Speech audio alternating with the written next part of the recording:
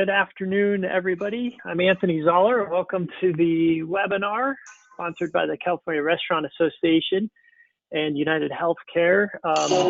We want to start out the program here. Alicia is going to give an introduction about restaurant care and talk about that briefly, and then we'll jump into the program.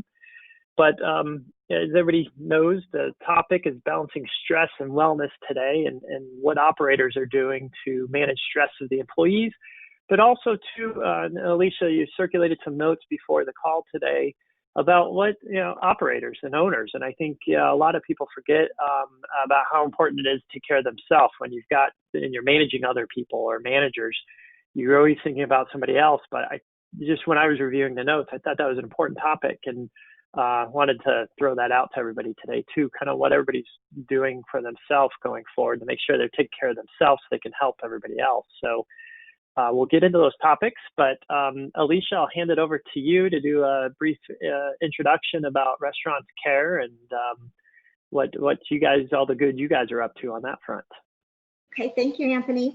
Hi, everyone. It's really wonderful to have you join us this afternoon. Thanks for taking time out of your busy day to take a moment for yourself. And we hope that you walk away with some tangible ideas and tools that you can put to good use during this very stressful time. So Restaurants Care is a program available to California restaurant workers. It's a relief fund, and we offer financial assistance to restaurant workers when they're facing an unforeseen hardship or crisis. And we've been around for about 3 years. And during this COVID-19 crisis, we have a specific relief fund for workers who are out of work and in particular ineligible for other financial assistance and other programs. And in a matter of, 2 months, we've provided 745 grants to workers, and we've got more that have applied, and we're doing our best to get financial support and relief to those who need it most. And the heart of what we do is really caring for the most vulnerable in our food families and caring for the whole person, which is why this wellness topic fits under the banner of Restaurants Care. And we're really delighted that we have our panelists here today to share their insights and experiences. And again, we hope you get a lot out of this hour. And if you'd like more information about Restaurants Care, you can contact us through our website. It's restaurantscare.org. The information on how to apply for a grant, or if you'd like to support and partner with us, there's information on that as well. So with that, I'll turn it back over to Anthony, and also say thank you to United Health Group for bringing us together, and to Anthony for bringing us together, and everyone for joining us. Thank you so much. Great, thanks, Alicia. And really looking forward to the panel that we have organized today that Alicia put together. We have Patrick Mulvaney. He's the chef and co-owner of Mulvaney's B&L in Sacramento, and he's also founder of I Got Your Back. And that's one of the main reasons he's a panelist today. He's going to discuss that and tell us about what I've Got Your Back is all about and the program he's been operating there at his restaurant. We also have Dr. Monica Roots. She's the Chief Medical Officer of Sanvelo, and she'll tell us about Sanvelo. It's an app that's out there for everybody to use and get into the details of that. And then we're also honored to have John Telashay. He's the CEO and President of Specialty Restaurants Corporation, and we'll be talking about some of the issues he's seeing on the front lines as an operator as well. So with that, before we get into the discussion and talking to everybody about their experiences, I wanted to do a quick poll here for everybody on that, as an operator, what are you doing to address mental well-being in your restaurant, if anything? And, I understand there might be some questions about this, and that's why you're on the webinar today to see. And I wanted to, as everybody's voting, we'll give everybody about a minute here to vote. For the panelists, what personally have you been doing that's really helped get you through this stressful time? Have you been doing anything extra well, you've been working from home or dealing with other stress. And I'll throw it out there for the panelists. But Patrick, would you want to go first? Sure. Well, I Got Your Back is all about, right, taking care of the employees. And in the beginning, it was certainly an eye opener to me that perhaps mental health was something that I needed to take care of for myself, of my own, right? It wasn't me, it was you, it was them that needed help. So as we've gone forward, we certainly have I have been making sure I've been checking in on myself daily, right? Seeing how I'm doing, actually make a list of what I've done during the day, but also what pisses me off and what makes me feel okay. Because I know when I start to spiral, when I start to get into angry chef mode, that's when I need help. So by writing down the list every day helps me see whether I'm being a dickhead for a reason or a dickhead for no reason. Great. And Dr. Roots, how about you? I think those are great ways, Patrick. Actually, what it is really being real, and it's getting away from the concept of toxic positivity, which is you just always have to present this positive sort of mind frame. What I've been doing actually is doing what I preach, which is starting a gratitude journal. And this kind of next normal, I think that what we're grateful for is maybe sometimes different than what it was before. And it's really important to take a moment, be really specific, and maybe come up with 3 things per day that I'm grateful for. And then I look back on what worked yesterday and what I'm grateful for today. And it's been a moment of, saying to myself, it's okay, this is hard, but there are still really positive things happening on a daily basis. Great. And John, how about you? For me, it's been very helpful communicating with other people. You kind of find out that you're not alone in this challenge, and everybody's fighting the same battle. And keeping your friend group, your associate group, your network of people, I find that that's just really helpful to reach out and talk through issues.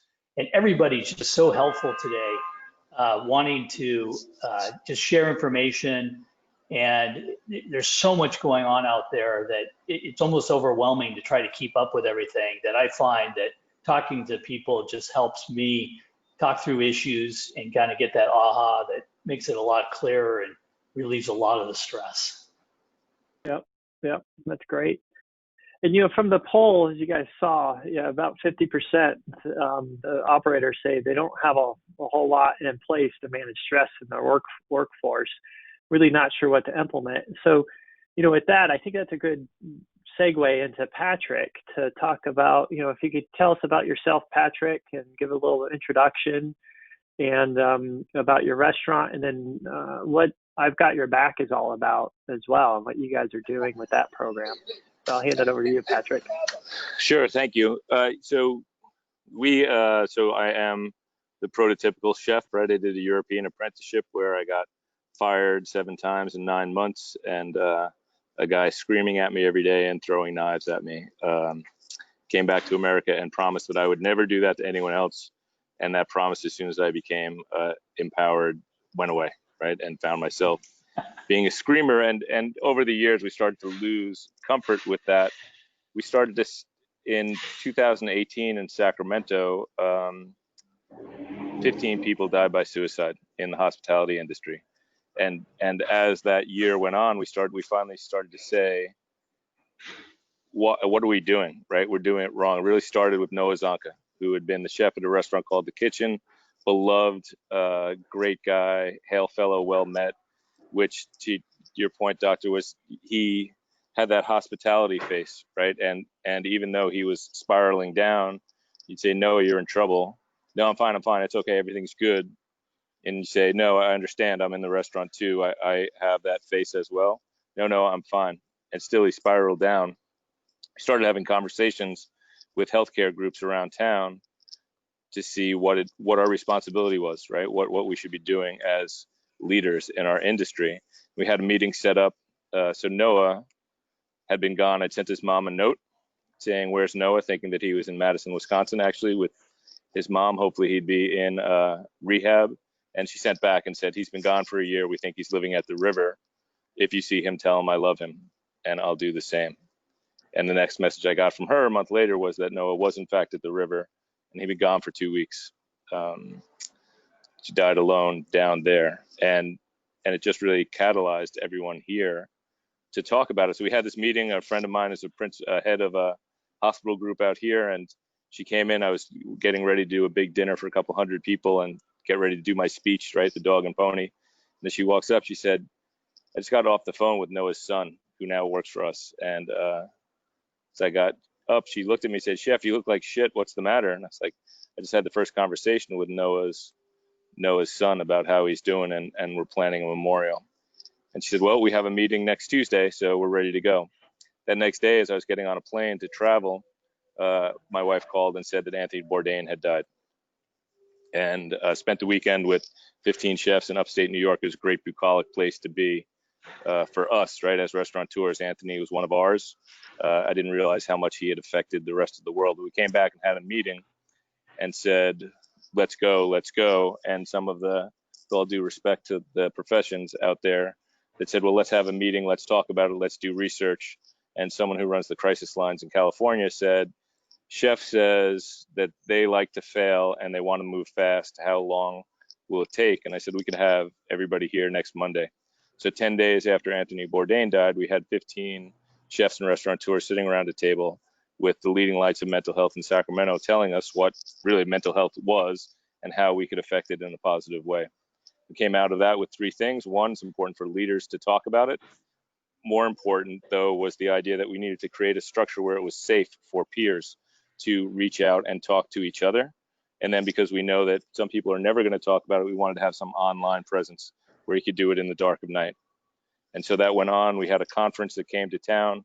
The Innovation Learning Network helped us, and they created what is I Got Your Back, which is a peer-to-peer referral network. The people who, we call them purple hands because they have training. They are not counselors, but they are referrers, right? And so they listen. They validate people who have issues, and they assist with referrals. And we started doing it in the restaurant. But my wife said, if we do cool shit all the time, we get to cook at people's houses, we travel, but this is important, and we need to make sure this becomes part of our daily conversation. She took a tea box, an empty tea box, and put 4 colored pieces of construction paper on the outside and drew smiley faces. Smiley, neutral, angry, and in the weeds with 4 different colors. And then next to the POS, she put the box with the cutout pieces of paper. So as people came in, they just dropped in to check their temperature of what the restaurant was. And then you go line up as you're talking about the specials of the day and what's going on. Manager would say, here it is, 10 happies, 5 neutrals, and angry, but we know it's Alicia because she's always pissed off. But there's 3 blues. And so what are we going to do to have a successful evening? What are we going to do for those who are not doing well? And if you're one of the blues, what can we do for you?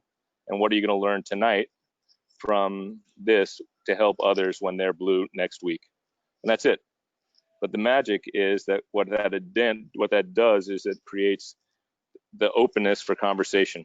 And so then the real work takes place as you're buffing silverware or pulling mats or making stocks or doing the side work stuff on the side. Then you get to actually have a conversation, right? And it's more than when you say, "Are you all right?" It's, "Are you all right, really?" And we didn't know whether it worked, right? We were doing that, but in December we had another bad spate. 4 people died by suicide in 4 weeks. The last one was our server, Cassie, whose family lets me tell the story, and she died by suicide on Christmas Eve. And I brought everyone back in, not really knowing what to do, but I thought everyone should hear about it the same so that there weren't different stories. We brought everyone into the room to say, this is what happened, and whatever your reaction is, that's fine. If you need to take the day off, that's good. If you need to go in the walk-in and scream, if you want to cut onions for half an hour so no one will see you crying, that's good, right? Whatever, all emotions are fine. But what I saw was that our staff, because it had this 2 months by then of training, of talking about mental health issues all the day, were automatically reaching out. Hey, this one's too quiet, I'm concerned. This one's louder than they usually are. How are they? And so we saw our staff really reaching out. And that's continued over in December of this year.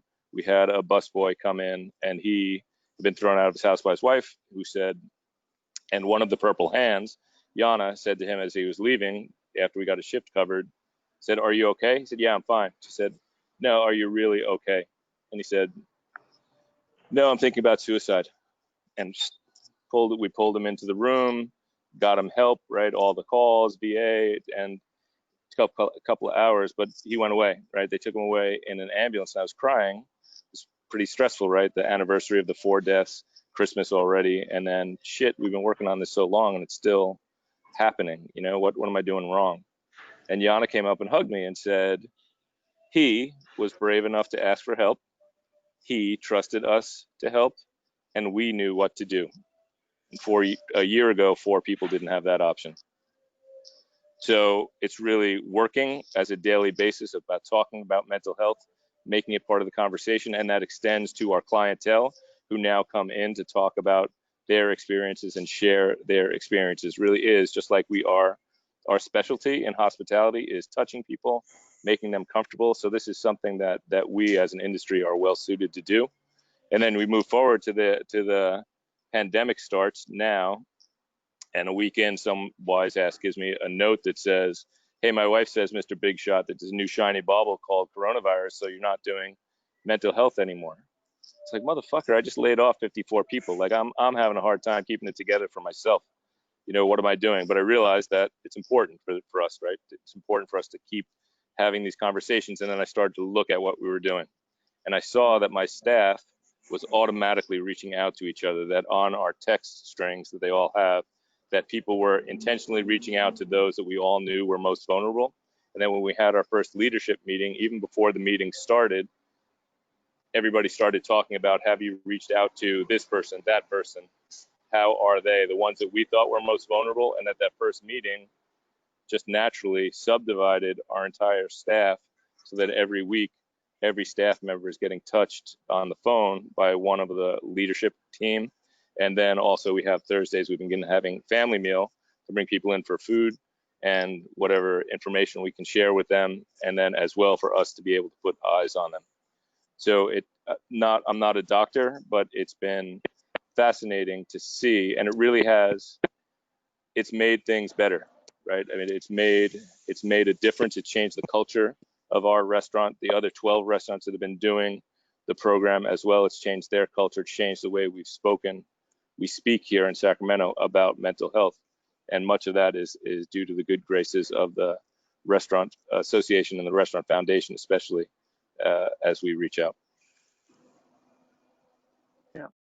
And Patrick, you know, that was a question too that I was going to ask while you're shut down. How's that communication going? And do you just use whatever means then to reach out to everybody during the coronavirus? Is it text, emails, phone calls, whatever you guys found that's helpful? So we text, everyone is on a text string. There's text strings for front of house, back of house, leadership. There is the Facebook page, obviously. I Got Your Back. So I Got Your Back, right, as it started was to let you know what you can do. So every refrigerator in Sacramento has this purple hand on a sticker that says IGotYourBack.info. And when you click on the website, what comes up is a purple banner that says 86 mental health issues, and then gives you the crisis phone line and a crisis text line so that you can always reach out, because we don't know, we can't be there with everybody, right? I mean, we're trying as best we can, but we know now that's always going to be there with you. So same thing, we have people put suicide numbers in the text line, crisis lines in their phones so that we know that they can call. So when you punch out of the B&L at the end of the night and your chit comes up to tell you what your hours were, the ticket also reads "Still in the Weeds" and it says "Still in the Weeds. Hey, remember on staff tonight are whoever the purple hand is that is eligible for talking about mental health," and then list the numbers so that you know you can be out there. So we find that those for sure are important. Now that we're starting to open back up, obviously we're seeing each other more and more. It was a challenge in the beginning because people used to talk, they were talking at the beginning about social distancing, and it really, to me, it took a while to get people to start saying physical distancing, but social connection. And everything we've been doing has been towards that piece of social connection, however we can. Great. And then, have you also kind of what you spoke about, the stress you've had when you're going through layoffs and how difficult that is on people. And I think that's kind of underestimated sometimes, that, the managers and executives have a lot on their shoulders, and it's hard to make these decisions sometimes. But, for your management team, have you taken a different approach with them, or are you thinking about them differently too during this process? So yes, in the last 8 weeks, I've started to, in my mind, shift from being a chef who has to have his fingers on everything and knows everything, because it's challenging, right? My whole career, what I've done is tell other people what to do. And as a restaurant owner, what I've done is promise those 54 people meaningful employment and a future. And all of a sudden that was taken away. So my approach now that there's no food to cook at the moment has become much more of an executive and checking in on the people who are working for me to see how I can facilitate what it is that they're doing. So my approach to work has become entirely different, and it seems, at least right for now, to be more effective in terms of making the institution still flow. So we stopped after a week after we closed. We started doing meals for children and seniors. So we're doing about 400 to 800 meals a week now, 400 to 800 meals a day out of the restaurant now. So the kitchen came right back. And to Alicia's point, for that, the biggest problem I had was not only that people didn't have employment, but that those among us who perhaps didn't have papers had no safety net. And even one of my employees, although she was eligible for FMLA because she had just given birth, didn't apply because people had told her that if she did and it ever showed up on a residency interview, that she'd be automatically disqualified from staying in the country. And that kind of angered me. So that anger helped us to say, let's get people in and start feeding. And so we started with the kids and the seniors, and it was something to do, sure, for antsy cooks and people that wanted to help, right? We're chefs, we like to do shit, right? We don't like to sit around. And so that kind of helped, maybe to your earlier point about what did I do for my mental health? We started doing stuff, right? And so that's where we're at now. Great. Yeah, on a personal note too, that was the same thing with me and my law firm. We're litigators, the courts are closed. What are we going to start doing? I started doing these webinars. And it was good just to have the team engaged, and it helps us keep up. And but it's a way to connect with people, though. It gave us an excuse to connect and talk almost daily, and then look forward to something. If you didn't have that thing to look forward to, it just every day we kind of blend into each day. So yeah, no, I definitely agree. Great, we really appreciate that. And I wanted to move over to John here, and John, if you could tell us a little bit about your background and who you are and your operation, and how this scenario has been playing out with you and your team, and what you guys have been doing as an operator to address mental wellness in your operations there. Yeah, thank you. So Specialty Restaurants, it's a 60-year plus restaurant company located in 4 states, New York, Ohio, Florida, and California. And it's a family business, and we emphasize in our culture our family history. And with that, with this kind of shock that hit our system in March, really brought out the family and kind of how we look at things. And we couldn't just go through the process of stopping our business, and everybody I turned to who said, wow, you're in the restaurant business, we got it. Everybody understood what we were up against at the time, but the employees, that was a reality for them, that many were caught in their lives with things going on, other priorities, and to all of a sudden find themselves out of work was pretty devastating. We've got employees that have been with us, some as many as 40 years. And, that kind of loyalty is just amazing. And I spent time right after we got shut down. A couple weeks later, I felt like, God, what's going on with these people that I used to see all the time? And I called them on the phone and reached out to them. And we had done some things in between.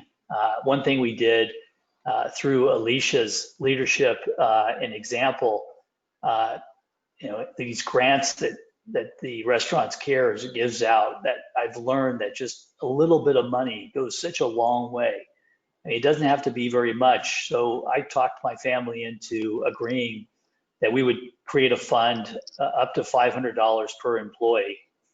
And we started out with 50,000. We ended up increasing it to 75,000. But I heard back from so many employees that said that little bit of money helped during the 2 weeks and even longer, because it just was crazy for people getting unemployment. And as Patrick said, there's people that never even applied or couldn't qualify. And there was a lot of stress. I could feel the stress on the phone, kind of wondering how long this pandemic was going to continue. And they're asking me, we're ready to come back. We want to come back. We don't have those answers. And it's been really difficult on us and difficult on them. But that little bit of money definitely helped them. We also did care packages. We found ourselves with restaurants closed with all kinds of food and supplies. And it was crazy when we're seeing grocery stores out of toilet paper, and we've got, we're stocked with it like crazy. And so we decided every 2 weeks we were doing care packages for our employees. There's kind of time when the paycheck was ready for them to come in, and then we just continued it on. And we've continued that, and it's been a great way to connect with our employees and just kind of touch base. We've had communication go out to them on a weekly basis, just updating them on stuff at the beginning. Pretty much the whole letter was resources, going state by state. What's available out there? Who do you contact?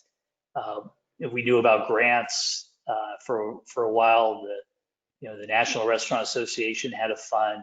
Of course, Restaurants Cares had a fund. There was a lot of groups out there wanting to help restaurateurs because they really understood the restaurant employees.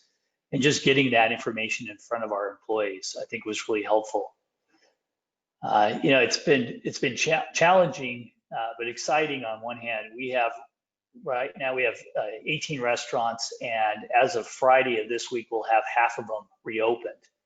And a couple of weeks ago, I got a chance to go down to Florida when we were opening our Florida restaurants in Tampa and meet with the teams as they were coming together. It's something I really couldn't relate to being here in Southern California, because it just felt 2 weeks ago like a long ways away from happening. And the teams there were excited. We had put together a COVID-19 operational plan. You call it an IDPRP, and we had all this information for them. And you could tell that they were somewhat stressed, but excited to be back. We had these masks that we required them to wear. They weren't sure what that was going to be all about. And but I think when we went through about 4 to 5 days of training, 5 for managers, 4 for our front of the house and back of house staff. And in the end, Michael Brennan, who's been on this before, he was out there ahead of me, and you could just see that most people felt like, wow, we really thought about the employee and the guest and how their safety is going to be first and foremost, because it costs a lot of money to do these kind of training and to put that forward. We have a fun thing. Every 15 minutes, you have to wash your hands and go get a drink of water, because it's tough wearing a mask, and it's you're not mindful of those kind of things. It's not your normal routine, and then those kind of things I think helped them out. But we weren't perfect. It's tough to explain to people that we'd like to have you come back to work, but also at the same time be sensitive towards their needs and their concerns. And our management teams have had to learn over these last few months not to apply pressure, because our businesses came back very strong. We've actually are under employed right now. We have not been able to bring back enough people to keep up with the demand. And there's a lot of people out there that have concerns, health concerns, family members at home that they can't be exposed to. And so they've said to us, hey, we want to come back, but have us be the last on your list. We're waiting for something a little more comfortable with knowing that there's solutions with maybe a vaccine or other things. So we've had to work around that.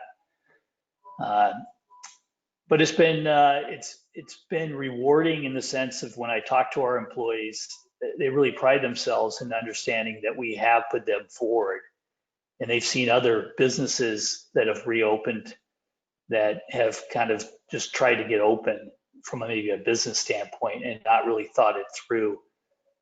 And I think it's scary. It's scary for the guests, it's scary for the employees. And I tell my management teams, we don't want to have that stress of being a place that exposes somebody. That's something we don't want to have to deal with. We're dealing with enough already in our industry. We don't need that. One last thing I want to touch on that's been kind of an eye-opening thing for me is that we tried to keep going, switching quickly to go.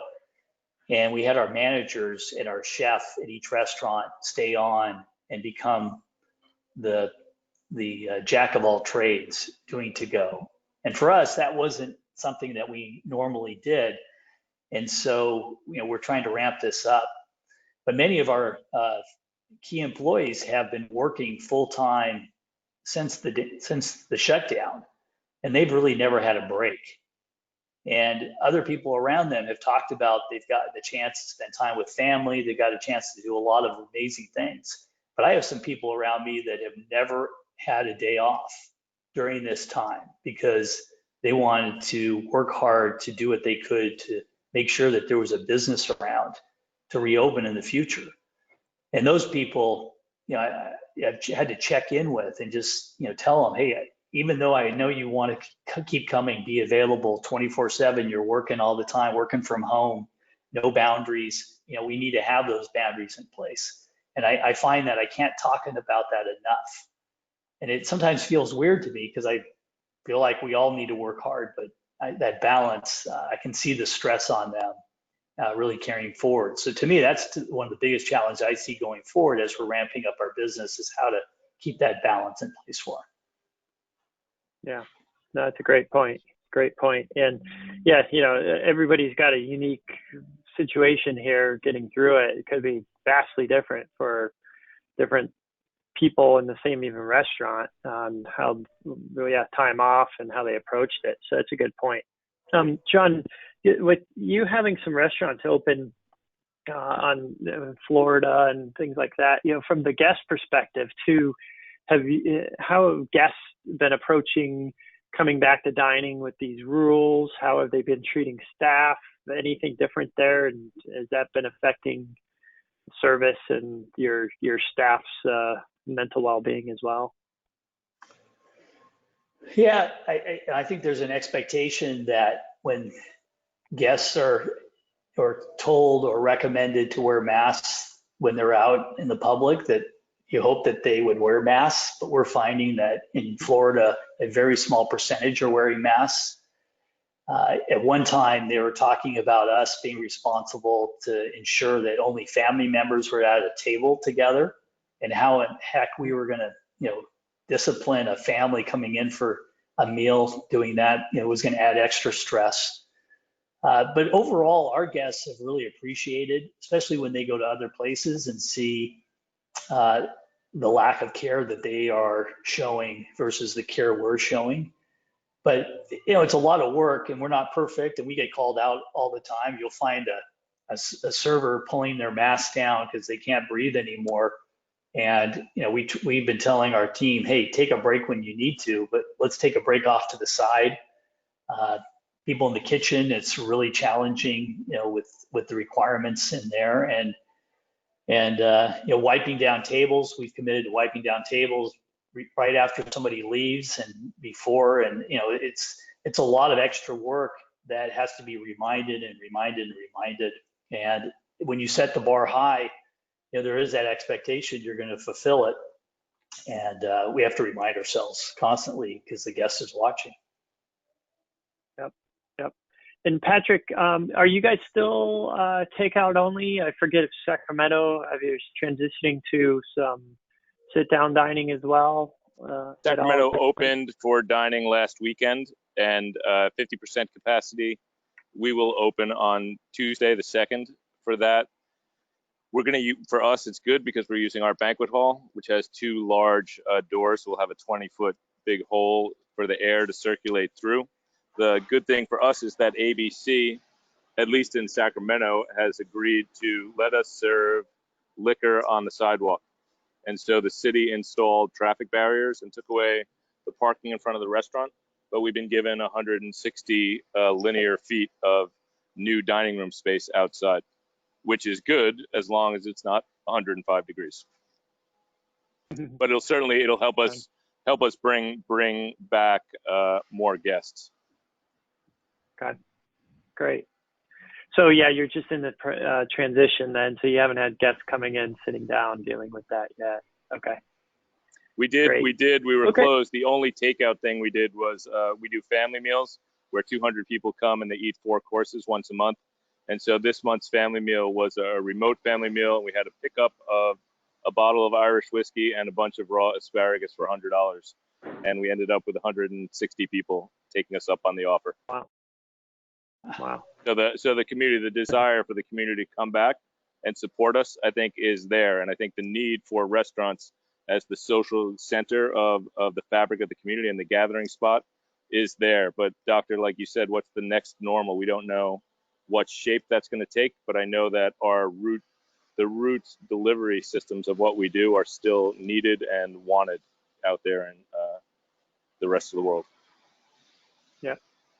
That's a great transition to Dr. Root. You know, if you can tell us a little bit about yourself and what you're seeing, best practices too, what operators can be doing for themselves and for their employees as well. Yeah, thanks so much. So before I start, I just want to say a heartfelt thank you. Just sitting here and listening to everything that you're doing to support people's mental health, their physical well-being. It's been a journey for everybody, but I just want to take a moment and just say thank you. As a patron myself, I really appreciate it. So my name is Dr. Monica Roots. I'm a child, adolescent, and adult psychiatrist by training. I'm the Chief Medical Officer of Sembello, which is a mental health app focused on managing stress, depression, and anxiety. So as I've been listening to everyone, what really comes to mind is a risk of what we call decision fatigue and burnout. So if we think about just since the beginning, right, we've had so many more decisions than we have ever had before. If you're going to go out, do I want to go out? Do I want to wear a mask? If I go to the grocery store, do I want to grab that thing off the shelf? Because maybe it won't be there in a couple of weeks. We think about other people, how much exposure we'll do. And to your point, there's so many decisions on what is a restaurant going to look like in the next normal? What is a business plan going to look like? How are we going to manage our staff's mental health well-being and then also the patrons? So that decision fatigue really puts people at risk for what's called burnout. So burnout is actually a diagnosable disorder, and there's actually 3 types. So one is called emotional exhaustion. This is a person who feels tired, they feel like they have nothing left to give, and there's really no emotional resources left. The next one is depersonalization. Now, this is where a person starts to get very cynical. They get a bit impersonal. They start to see other people like objects. They really have kind of unhooked.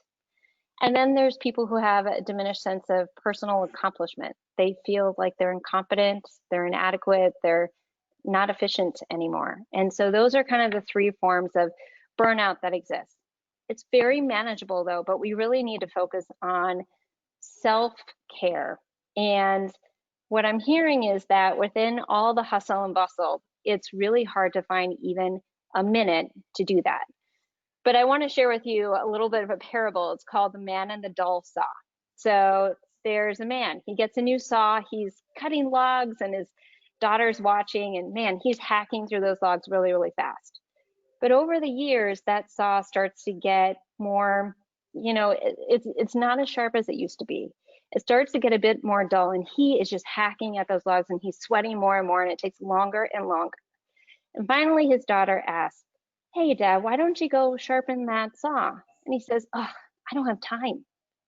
But if he had just sharpened that saw and taken a couple of minutes, think about how much more productive he would have been. The same thing can be said for self-care. It could be a minute, it could be 5 minutes, it could be 10 minutes a day. How much time you want to devote to yourself means how much more you can do for yourself and others during the day.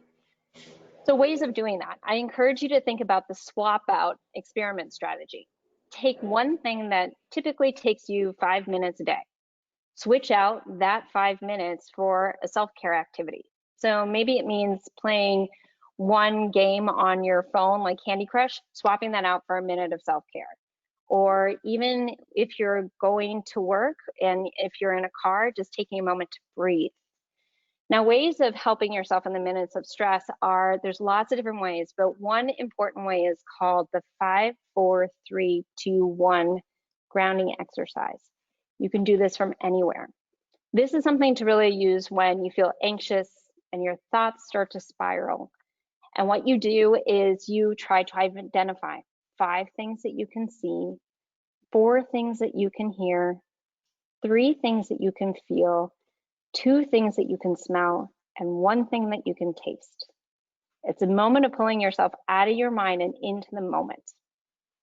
And an additional one is to think about a mindful walk, where you're walking around and you feel the shoes on the sole of your feet. You feel the air that might be flowing through your fingertips. It's a moment of just being to yourself and taking a moment of quiet, wherever that might be. Within the Sanvello app, you're able to actually use that, and it's free for you to use right now. You can monitor your mood. You can monitor some of these moments of mindful walks or meditations if you want to do it, and see how your mood kind of changes depending on what you do. It's also important to focus on getting adequate sleep. That might mean turning off your phone or any big screens about an hour before you're going to go to bed. Try not to exercise too much, about 2 hours before you're going to go to bed. And then try to go to sleep and wake up around the same time, or at least the same number of hours of sleep as you possibly can. And then try not to nap during the day. What that does is it increases your sleep drive so that when you go to bed, you get restful sleep. And restful sleep is actually something that's linked to a stronger immune system, which we can all use right now.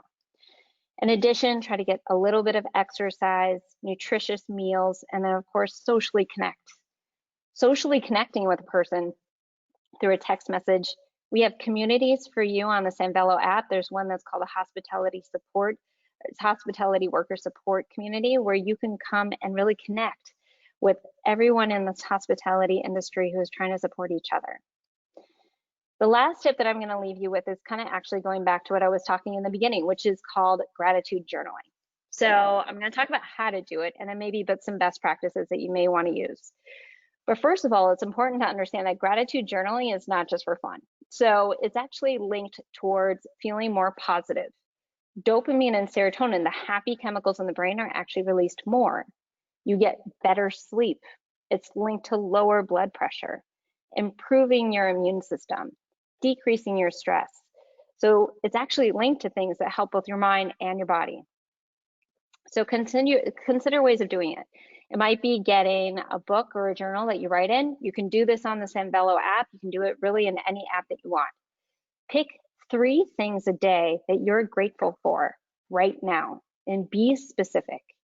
It might be, you know, I was able to go for a short walk with my kid today and he smiled. Or you went to work and you were able to help someone who needed to understand how to put on their mask, and you were able to kind of give them some resources or tips from afar. You'd be surprised at putting on these masks at how difficult it may be. Or to the point we've made before, supporting one of the people that you work with and just giving them that opportunity to speak is actually something that's really, really important. So be specific about what you're grateful for. And then always look back. How was your week? What were you grateful for a couple of days ago? That sort of momentum and understanding that you are efficacious, that you're grateful, that there are things to still really focus on, really can help you from a mental health and physical standpoint. The other thing just to consider as a best practice is putting out a gratitude jar for all of your workers. And they can write just down on a slip of paper what they're grateful for that day. You can put it in the jar, and maybe at the end of the day, just reading out things that you're grateful for and kind of giving that to everyone as a gift at the end of the day. So just some thoughts. Great. Yeah, and for the operators on the webinar too, I was thinking for these pre-shift meetings, what would you recommend to a manager or a leader in the group? Are there any steps that they could be talking about? Maybe some of these tips like you just went over to share with the staff during the shift, or other recommendations before the shift starts? So quick and easy things that I would recommend. One is a moment of silence. It's a moment of taking a minute to yourself, trying to relax your shoulders, feel that yourself in that minute. 1 minute of silence is actually a gift that most people don't get during the day. Or maybe go into the app and start a meditation.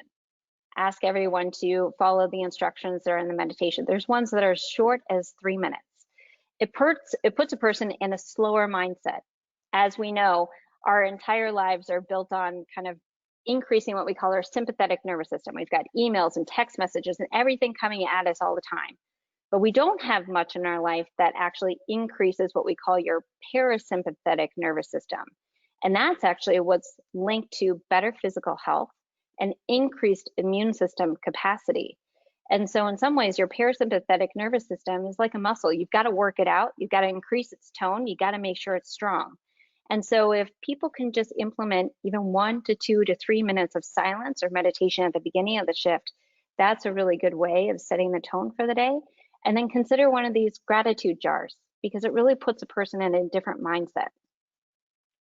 Okay, great. And to Patrick's point that he made earlier, it's kind of hard when everybody is away from the workplace during the epidemic right now, and text messages, and I'm actually asking the doctor with the app, about this, but how helpful are texts, and what other opportunities, and do you recommend an in-person meeting, if possible, or do you find that the having a virtual call or webinar or a text, is that just as helpful with reaching out to people? There's a couple of things in that, so let me just kind of piece that apart a bit. One is that a person's social interaction is actually very personalized. So one person's Zoom interaction is not another person's Zoom interaction. So some people need some physically distanced social connection. So being able to see a person in a room, or being able to go for a socially distanced walk. Some people need that. But in the moment of crisis that we were talking about, reaching out with even a simple text message can save a person's life. And I think what was so important about what was said is that it's getting away from this thought of toxic positivity, that everybody is fine, or if I acknowledge the negative, it's going to throw them off of the cliff and I'm actually going to cause harm. No, it's about acknowledging that that person might not be okay that day, and you just want to listen. I'm here. Are you really okay? I get that this might be a hard time. Guess what? It's a hard time for me too. Can I help? Being there and supporting and being real is the best gift you can give a person who really needs it in the moment. Great. And a question I wanted to pose to Patrick and John, and I wanted to remind all the attendees on the webinar too, if you have any questions, feel free to post those here through the software so that I can pose those to the panelists. If anybody has any questions, please let us know. But for Patrick and John, what's the primary lesson that you're taking away from this pandemic and your operations? And I don't know if you want to go operational, but I'll just kind of leave it broad. What are you guys taking away from this?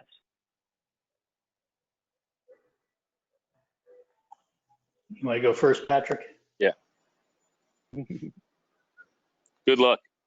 Okay, I'll go first. So, I think that for me, part of the silver lining of this pandemic has been the slowing down of our lives. And in many ways, I think the appreciation of what is important to all of us, and how do we slow down so that time, are the things that are important, we don't get back into the rut. And us as leaders need to, work hard to, set those expectations, because I know I have a lot of people that want to come back to work and they're ready to work and help, but how do I keep that balance with them? And it's tough because in our world, weekends is when we go to work. And some of our team members have had the luxury of having Saturdays off and Fridays off, things that, you typically don't get that experience. And their families have had them around, and how do we create that balance so they can have some of that, but also, feel that, that when they're away from their family, they don't feel guilty. I think those are some challenges and some things that I think are going to be really important to establish going forward. Yeah, I think it's important to say, how do you balance your life? And I don't really want Friday and Saturday off anyway, and that's okay. But sending people home, John, right, who are all they get to go home, and that's all they get to do. So that's been a challenge too, right? Because there's not much there. But I really think for me, the big lesson is to see how important restaurants are in our communities, right? And how much people are beginning to value restaurants and the work we do, and everyone in the food production space, right? Where 12 weeks ago, people would say, oh, if I get fired, I'm going to get a job as a bartender with you. Like, dude, you would last like 3 hours. Like, I'm not even sure you would get to clock in, nothing personal. And now they're seeing just more of a acceptance and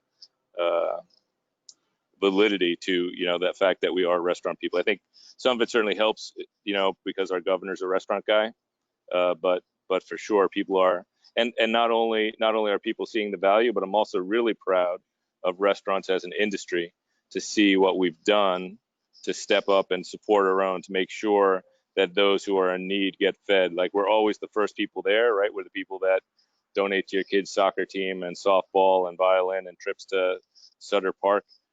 But now people are seeing it in real ways, right? So now people are saying, oh, shit hits the fan, and now who's out there, right? Oh, the restaurant people are out there. What are they doing? They're making sure that everyone in the hospital is getting fed, right? They're making sure that their employees that don't have benefits are getting put dollars in their pockets so they can put food on their table.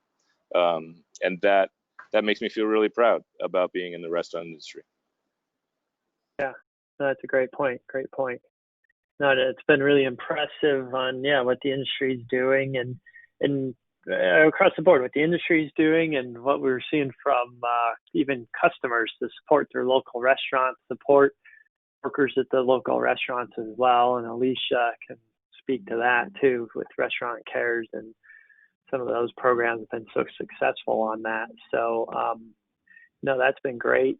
And let me see, we just had a question come in here too. The person said that the challenge is during pre-shift meetings because of smaller staff and staggered shifts, plus difference between front of the house and back of the house workers. So, how to support the well-being of our manager who's kind of filling in everywhere with the small staff.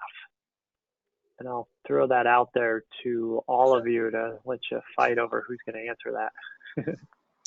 Well, for the smaller staff, I mean, it's the touching. I think we already have that kind of built in by everybody automatically saying, Frankie says, I got the busboys, and Andy says, I have the servers, and Christy says, I'll take the hostesses, and Richie's got everyone in the kitchen. So we're reaching out, but then I think it's also important that then those managers come back out so that their message is uniform across the board, so that everyone has all the same information, and that you're not being shut out because you're a server and you're only there 4 hours a day, your English is a second language, and so you don't necessarily understand what we're doing, or you're a cook and you're busy and you don't really need to listen to a fat old guy yelling at you again, right? But at the end of the day, you can come back so that everybody has that same core knowledge and knows what resources are available. I agree. I was just going to add, I think what it is it's supporting and developing a culture of well-being the second they walk in the door. And it's really just filtered in everything they do and all the supports, how they work, how they get breaks, no matter how many hours they work. And if that's really part of the structure of the culture, then you will be supporting everyone.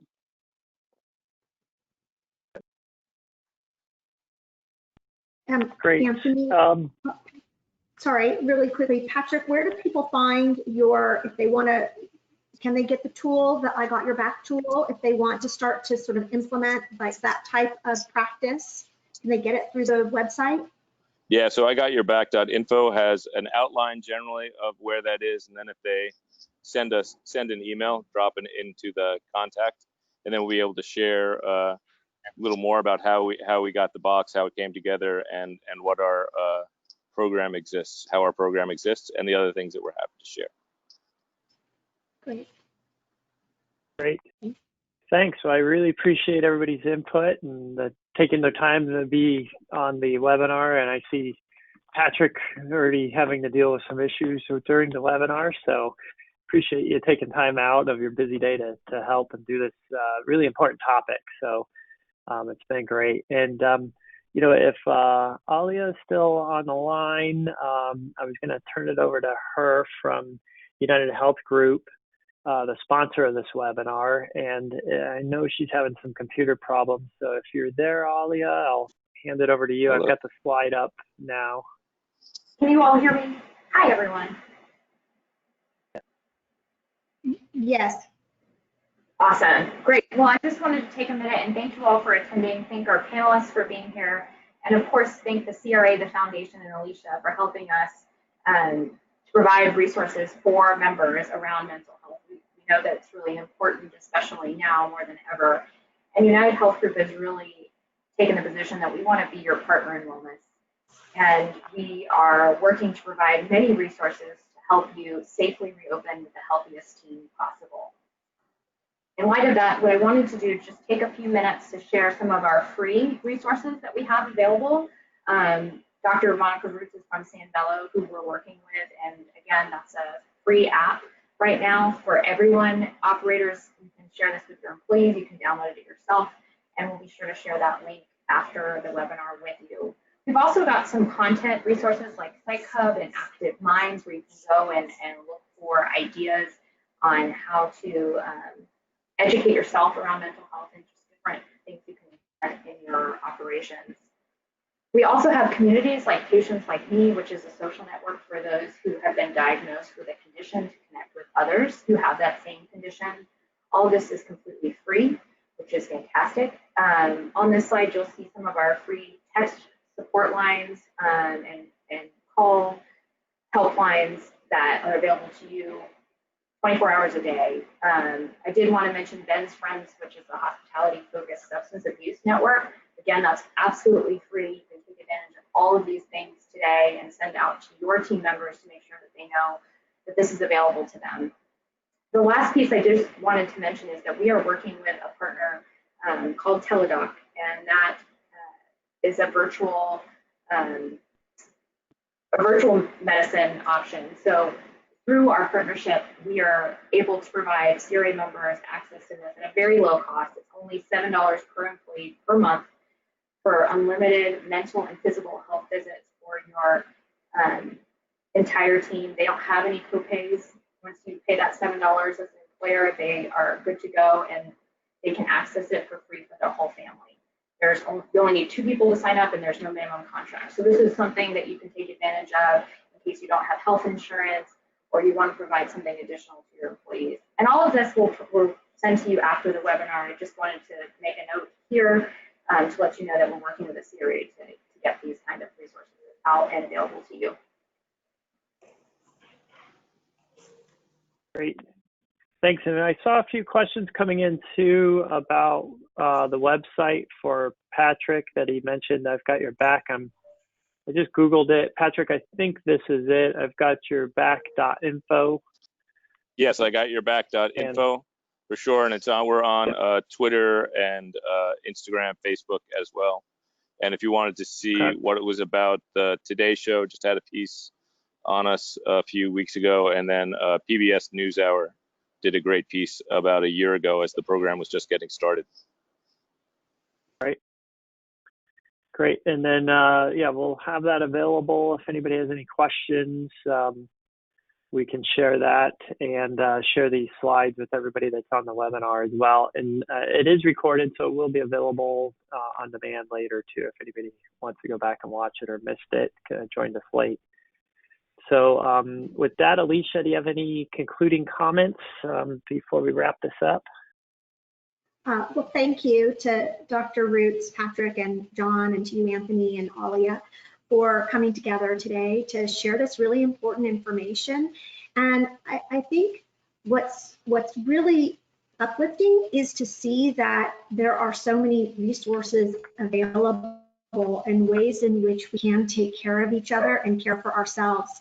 And I hope that for everyone that's been participating in this webinar today, you're able to find what's going to work best for you, and to remember to take that moment so that we can get through this, because I think we all know it's been very stressful and challenging, and we've had to rethink everything, how we operate our businesses, and that we're a resource for you, and that we're a resource for your employees. So thank you again for the time and the opportunity to come together and share this information today, and I wish you health and wellness. Thank you.